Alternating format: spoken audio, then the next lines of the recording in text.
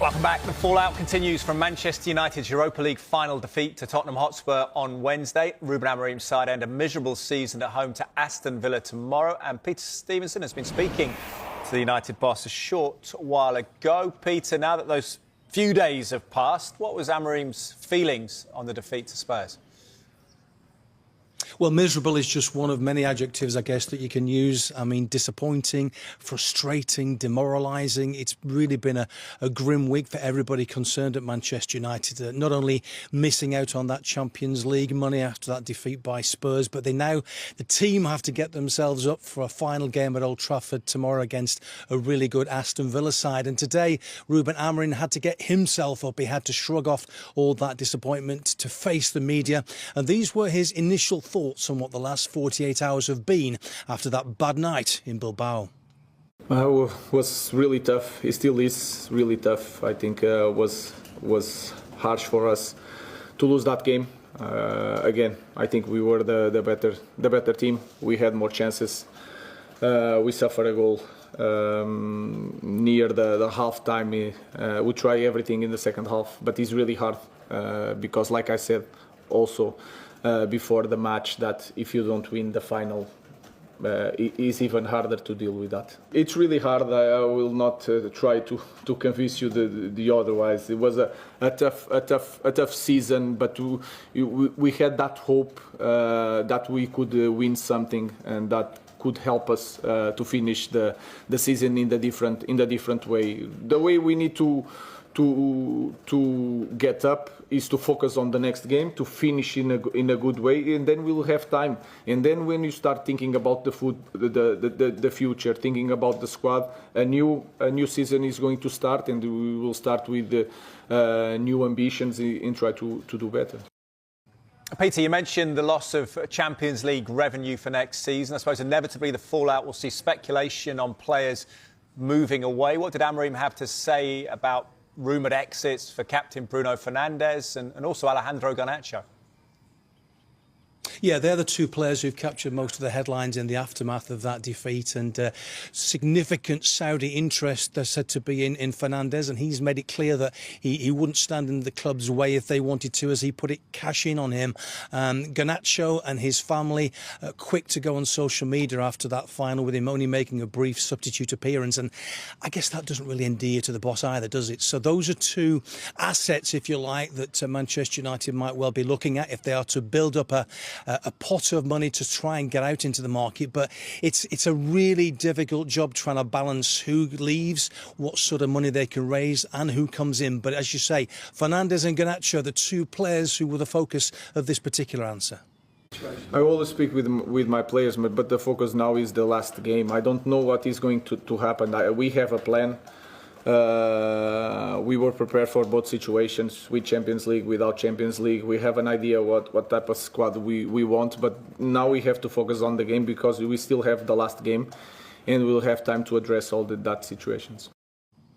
And what about the future of the man himself, Peter? Been suggestions he could walk away. He suggested previously himself that if it didn't go his way, if he couldn't impact, he might do that. What did he have to say on that topic today? I've got to say, he seems hell-bent on rolling up his sleeves and actually trying to solve the great Manchester United puzzle.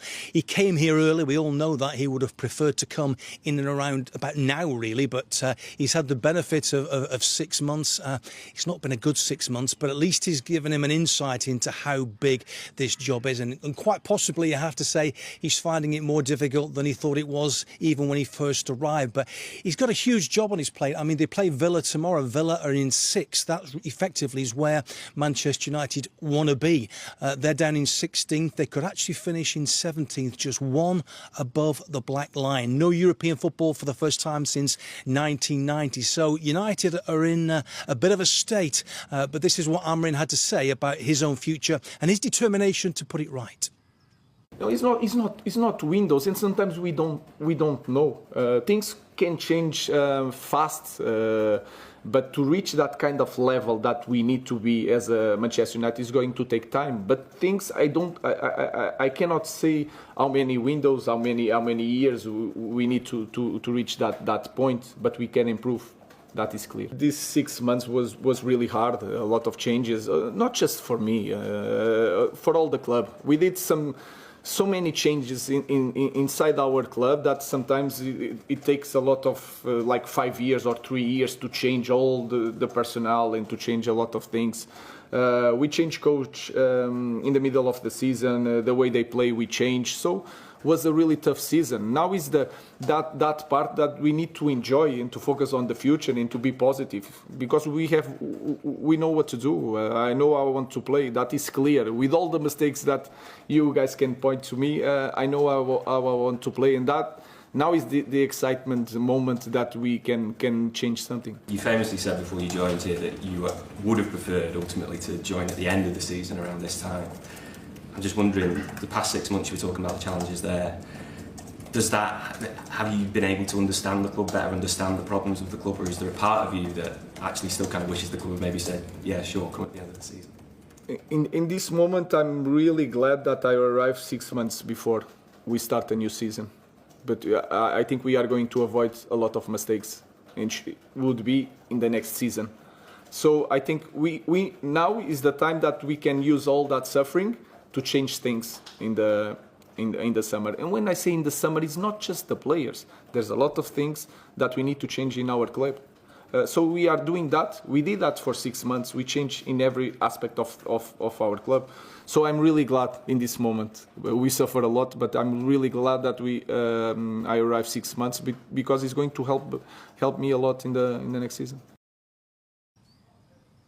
Well, I'm sure everybody at Manchester United will hope that suffering for the last 6 months will come to an end soon. But no sooner have they finished with Aston Villa tomorrow, then they're off on a really exhausting tour. They've got a Kuala Lumpur and a Hong Kong. They've got a game in Sweden against Leeds, and then they've got 3 games in the United States against Bournemouth, Everton and West Ham. So the demands on United certainly won't stop once that final whistle goes tomorrow.